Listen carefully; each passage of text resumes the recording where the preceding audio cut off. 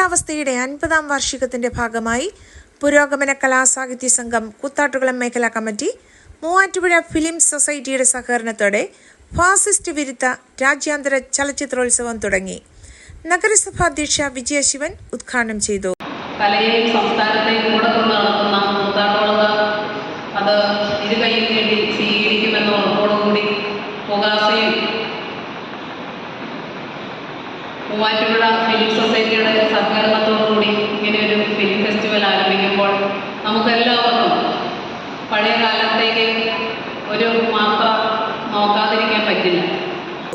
ജോസ് കരിമ്പന അധ്യക്ഷനായി. MG സർവകലാശാല syndicate അംഗം PB രതീഷ് മുഖ്യപ്രഭാഷണം നടത്തി. ജയകുമാർ ചെങ്ങമനാട്, D പ്രേംനാഥ് എന്നിവർ ചലച്ചിത്ര വിശദീകരണം നടത്തി.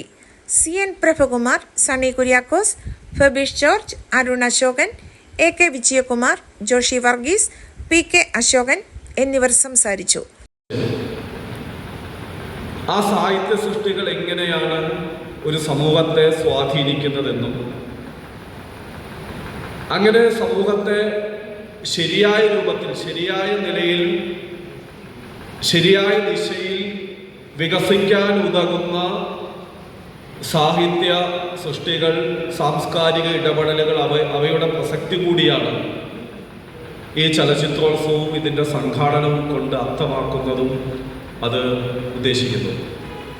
തുടർന്ന് ഷാജി N കരുൺ ചിത്രം പിറവി പ്രദർശിപ്പിച്ചു.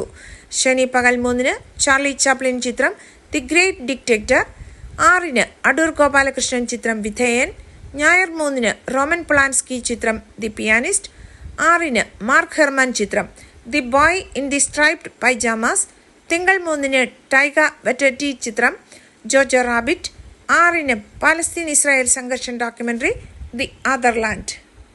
വീടായാലും ഓഫീസായാലും നമ്മുടെ സ്വന്തമായ ഇടങ്ങൾ ഏറ്റവും മനോഹരമാവാൻ നമ്മൾ ആഗ്രഹിക്കും. ഇനി അത് സ്വപ്നം കണ്ടതിനേക്കാൾ മികച്ചതാക്കാം. പയറ്റക്കുളത്തിനൊപ്പം വരൂ, നിങ്ങളുടെ സങ്കല്പങ്ങൾക്ക് കൂടുതൽ തിളക്കമേകൂ. പയറ്റക്കുളം മാർബിൾസ്, കൂത്താട്ടുകുളം, കോതമംഗലം.